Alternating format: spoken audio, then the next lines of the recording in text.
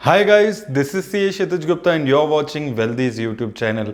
आज दोस्तों हम लोग यहाँ पर बात करने वाले हैं PGM India mid cap opportunities fund के बारे में। तो जैसे कि इसके नाम से समझ आता है ये मिड कैप फंड है, तो यहाँ पर अगर आप पैसा लगाते हैं तो आप कंपैरेटिवली ज़्यादा रिस्क अगर ले सकते हैं अपने पोर्टफोलियो पे, तो ही आप पैसा लगाने के बारे में सोचिएगा। तो इस वीडियो में हम देखेंगे ये फंड कहाँ पे अपना पैसा लगा रहा है, क्या इन्वेस्टमेंट स्ट्रेटेजी ये फंड फॉलो करता है और इसने रिटर्न्स कैसे दिए हैं। तो आइए चलते हैं दोस्तों और देख लेते हैं ये वीडियो। तो दोस्तों जैसे कि मैंने आपको बताया था ये एक मिड कैप फंड है और अगर हम इसके बेंचमार्क इंडेक्स की बात करते हैं तो निफ्टी मिड कैप 150 टीआरआई इसका बेंचमार्क इंडेक्स चल रहा है और जितने भी मिड कैप फंड्स होते हैं वो टॉप 101 से लेकर 250 कंपनीज में अपना मेजरली पैसा इन्वेस्ट करते हैं। वहीं दोस्तों अगर बात की जाए इसकी लॉन्च डेट की तो यहाँ पर काफी पुराना अब ये फंड हो चुका है, दिसंबर 2013 से ये फंड अभी चल रहा है। तो अगर आप बात करेंगे लगभग 8-9 साल पुराना अब ये फंड यहाँ पर हो चुका है, तो एक्सपीरियंस अच्छा यहाँ पर दिखता है। फंड मैनेजर की बात करें तो मिस्टर अनिरुद्ध साहा इस फंड को मैनेज कर रहे हैं सिंस 2018। तो यहाँ पर अब इस फंड में थोड़ी कंसिस्टेंसी देखने को मिल रही है। अगर हम with respect to fund manager बात करते हैं तो 2018 से सेम फंड मैनेजर इस फंड को हैंडल कर रहे हैं। तो एक फंड की जो स्ट्रेटेजी है वो इसके फंड मैनेजर डिसाइड करते हैं, तो ये एक यहाँ पर पॉजिटिव चीज नजर आती है। वहीं अगर हम इनके यहाँ पर दूसरे फंड मैनेजर्स की बात करें तो मिस्टर विवेक शर्मा और कुणाल जैन जी ने भी इस फंड को 2021 में यहाँ पर ज्वाइन किया है। वहीं दोस्तों बात कर लें अगर इसके फंड साइज की तो 5000 करोड़ से ज्यादा पैसा ये फंड हैंडल कर रहा है। आज से कुछ टाइम पहले तक इसका जो फंड साइज था वो काफी कम हुआ करता था, लेकिन पिछले 1-2 सालों में फंड ने काफी अच्छे रिटर्न्स दिए हैं। तो धीरे धीरे काफी सारे इन्वेस्टर्स अब इस फंड में पैसा इन्वेस्ट कर रहे हैं, तो काफी अच्छा खासा यहाँ पर आप इन्वेस्टमेंट देख सकते हैं। बात करें इसकी यहाँ पर मार्केट कैप एलोकेशन में तो लार्ज कैप कंपनीज में 11% पैसा, मेजरली पैसा इसका मिड कैप कंपनीज में ही दिखता है 76% पैसा, और स्मॉल कैप कंपनीज में भी इसने 11% पैसा यहाँ पर लगा चुका है। तो with in mid cap category अगर दोस्तों आप देखेंगे तो ये काफी ज्यादा पैसा अपना मिड कैप कैटेगरी में लगाता है, क्योंकि हमने जनरली देखा है कि जो मिड कैप कैटेगरी के फंड है वो अपनी डाउनसाइड प्रोटेक्शन को बचाने के लिए लार्ज कैप कंपनीज में ज्यादा पैसा लगाते हैं। तो with in mid cap category ये थोड़ा कंपैरेटिवली ज्यादा रिस्क ले रहा है फंड। एग्जिट लोड की बात कर लें तो बहुत ज्यादा एग्जिट लोड नहीं है। अगर आपने अपना डाला हुआ पैसा 90 डेज के अंदर निकाल लिया तो आपको 0.5% का एग्जिट लोड देना होगा।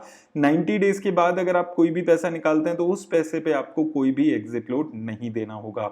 अब दोस्तों अगर हम इसकी रिस्क रेशियोज पे बात की जाए तो स्टैंडर्ड डेविएशन इसकी 18.19 चल रही है। स्टैंडर्ड डेविएशन किसी भी फंड का ये बताता है कि एक फंड कितना ज्यादा वॉलेटाइल है रिटर्न्स देने के मामले में, और स्टैंडर्ड डेविएशन जितनी कम होती है उतनी एक स्टेबल रिटर्न्स दिखती है। तो अभी इस फंड की जो रिटर्न्स है वो काफी स्टेबल दिखती है अगर आप स्टैंडर्ड डेविएशन से देखते हैं। शार्प रेशो हमें ये बताता है कि एक फंड कितनी बेटर रिस्क एडजस्टेड रिटर्न दे पाता है। तो शार्प रेशो के मामले में भी ये फंड यहाँ पर अच्छा दिखता है। शार्प रेशो जितनी ज्यादा होती है उतनी बेटर यहाँ पर दिखती है। टर्नओवर रेशियो की बात की जाए तो टर्नओवर रेशियो दोस्तों किसी भी फंड की ये बताता है कि एक फंड कितना ज्यादा अपने पोर्टफोलियो में शेयर्स को, सिक्योरिटीज को बाय और सेल कर रहे हैं, और एक कम टर्नओवर रेशियो ये दिखाता है कि एक फंड जितनी भी सिक्योरिटीज को ऐड कर रहा है उसको लॉन्ग टर्म के पर्सपेक्टिव से ऐड कर रहा है और बहुत ज्यादा चेंजेस अपने पोर्टफोलियो में नहीं कर रहा है। टर्नओवर रेशियो इस फंड की काफी ज्यादा दिखती है, 109% की टर्नओवर रेशियो अगर आप देखेंगे ज्यादा है। और अगर किसी भी फंड की जो टर्नओवर रेशियो 100% से ज्यादा है तो यानी कि बहुत ज्यादा फ्रीक्वेंट चेंजेस इसके पोर्टफोलियो में आपको देखने को मिल रहे हैं। तो ये थोड़ा एक लॉन्ग टर्म इन्वेस्टर के लिए थोड़ा रिस्की चीज होती है कि एक फंड अगर बहुत ज्यादा चेंजेस अपने पोर्टफोलियो में कर रहा है। सेक्टर वाइज एलोकेशन पे बात कर लें इसकी तो सबसे ज्यादा पैसा फाइनेंशियल सेक्टर में है, उसके बाद कैपिटल गुड सेक्टर में, मटेरियल, ऑटोमोबाइल और टेक्नोलॉजी सेक्टर में ये मेजरली अपना पैसा यहाँ पर लगाकर चल रहा है। तो एक मिड कैप फंड के हिसाब से यहाँ पर अगर आप देखते हैं तो एक पॉजिटिव बात क्या है कि किसी एक पर्टिकुलर सेक्टर में बहुत ज्यादा 20, 30, 40% पैसा ये फंड नहीं लगा रहा है। तो एक अच्छा रिस्क आप अपना प्रोटेक्ट करने की कोशिश करते हैं जब आप किसी पर्टिकुलर सेक्टर में बहुत ज्यादा पैसा नहीं लगाते हैं। वहीं दोस्तों यहां पर कंपनीज में भी आपको यही देखने को मिलेगा कि किसी एक पर्टिकुलर कंपनी में बहुत ज्यादा एलोकेशन ये फंड करके नहीं चल रहा है और मोस्टली टॉप 10 में आप देखेंगे तो यहां पर आपको mid cap small cap companies दिखती है।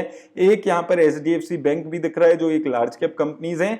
उसके अलावा मेजरली आपको मिड कैप कंपनीज ही यहां पर देखने को मिलती है और मिड कैप कंपनीज में भी अगर आप देखेंगे तो स्लाइटली रिस्की कंपनीज यहां पर आपको देखने को मिलती हैं। तो अगर आप इस फंड में इन्वेस्ट करते हैं तो आपको वो चीज समझ कर चलनी है। हालांकि फंड सेक्टर वाइज अगर आप देखते हैं तो रिस्क अपना मैनेज करने की कोशिश कर रहा है, किसी एक पर्टिकुलर कंपनी में बहुत ज्यादा पैसा ना लगाकर वहां पर भी रिस्क मैनेज करने की कोशिश कर रहा है, लेकिन जो इसकी इन्वेस्टमेंट स्ट्रेटेजी है उसके हिसाब से थोड़ा ये रिस्क यहां पर कंपनी वाइज ज्यादा लेता हुआ दिखता है। रिटर्न्स की बात कर लें दोस्तों तो यहां पर आप देखेंगे कि अगर आपने इस फंड की इंसेप्शन में यानी कि दिसंबर 2013 में 10,000 रुपए लगाकर छोड़ दिए होते तो वो पैसा इसने आपका 44,000 के आसपास बना दिया है।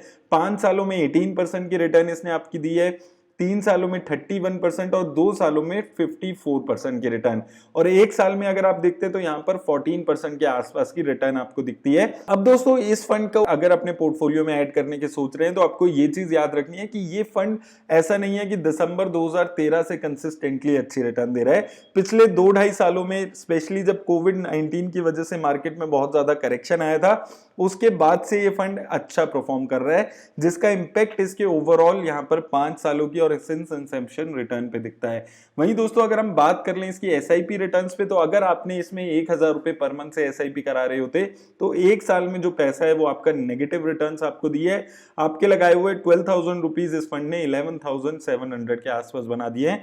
नेगेटिव 4% की रिटर्न इसने 1 साल में दी है और ये हमने देखा है कि काफी सारे फंड्स अभी यहां पर हमें देखने को मिल रहे हैं जो 1 साल में आपको नेगेटिव रिटर्न्स बनाकर दे रहे हैं। 2 साल की अगर आप बात करते हैं तो 2 साल में आपके लगाए हुए 24,000 रुपीज इस फंड ने 32,000 के आसपास बना दिए हैं। 3 साल में आपके पैसे पे 36,000 रुपीज पे इसने 61,000 बना दिए हैं और 5 सालों में 60,000 की लागत इस फंड ने आपकी 1,15,000 के आसपास बनाई है। तो ओवरऑल अगर आप लॉन्ग टर्म में देखते हैं तो 27% 37% तक की रिटर्न ये फंड आपको जनरेट करके दे रहा है। तो रिटर्न्स के मामले में अभी ये फंड काफी अच्छा दिख रहा है। हालांकि 1 साल में काफी खराब रिटर्न्स यहां पर आप एसआईपी में देख रहे हैं। अब दोस्तों जैसे कि मैं आपको हमेशा बोलता हुआ आ रहा हूं कि अगर आपको कभी किसी फंड को रियल मायने में जज करना है कि क्या आपका जो फंड है वो अच्छी रिटर्न्स दे भी पा रहा है या नहीं, तो आपको उसको उसके बेंचमार्क इंडेक्स से कंपेयर करना बहुत ज्यादा जरूरी हो जाता है। इससे आपको समझ आता है कि क्या वो फंड अपने बेंचमार्क को बीट कर पा रहा है या नहीं कर पा रहा है। तो अगर आप यहां पर इस फंड की रिटर्न्स को देखेंगे बेंचमार्क इंडेक्स की रिटर्न से कंपेयर करेंगे तो 6 महीने, 1 साल, 2 साल, 3 साल और 5 साल के रिटर्न्स हम यहां पर देखते हैं। तो यहां पर पॉजिटिव बात क्या लगती है कि 6 मंथ्स की रिटर्न जो है जब मार्केट बहुत ज्यादा खराब थी तो उस वक्त में ये फंड अपने बेंचमार्क से बेटर परफॉर्म करता हुआ दिखा है। 6 महीने में इसकी बेंचमार्क ने नेगेटिव 8% की रिटर्न दी है, वहीं इस फंड ने नेगेटिव 6% की। हालांकि रिटर्न नेगेटिव है लेकिन पॉजिटिव चीज क्या होती है कि जब मार्केट गिरे तो आपका जो फंड है वो अपने बेंचमार्क से कम गिरे, यानी कि वो आपको डाउनसाइड प्रोटेक्शन दे रहा है। यहां पर ये चीज पॉजिटिव लगती है। वहीं 1 साल में भी आप देखेंगे 15% के आसपास की रिटर्न है वन टाइम इन्वेस्टमेंट में, और अगर आपने बेंचमार्क इंडेक्स की देखते हैं तो सिर्फ 7% की रिटर्न है।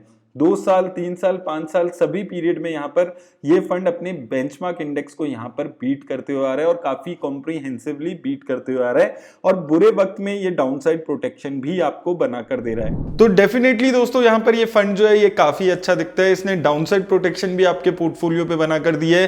पिछले 6 महीने में जब मार्केट बहुत ज्यादा खराब चल रही है तो इसने आपके पोर्टफोलियो को एक अच्छी डाउनसाइड प्रोटेक्शन दी है और पिछले कई पीरियड में ये अपने बेंचमार्क इंडेक्स को भी बीट करते हुए आ रहा है। लेकिन आपको यहां पर एक चीज याद रखनी है, अगर आप इस फंड में पैसा लगाते हैं तो यहां पर स्लाइटली रिस्क जो है वो ज्यादा होता है दूसरे मिड कैप फंड्स के मुकाबले। और दूसरा, अभी की मार्केट कंडीशंस में जहां पर बहुत ज्यादा वॉलेटिलिटी है वहां पर मिड कैप कैटेगरी में पैसा लगाते हुए भी आपको अपने रिस्क प्रोफाइल का ध्यान रखना बहुत ज्यादा जरूरी है। उम्मीद करता हूं दोस्तों इस वीडियो से आपकी हेल्प हुई होगी। अगर वीडियो से हेल्प हुई हो तो वीडियो को लाइक कर दें, चैनल को सब्सक्राइब करना भी ना भूलें।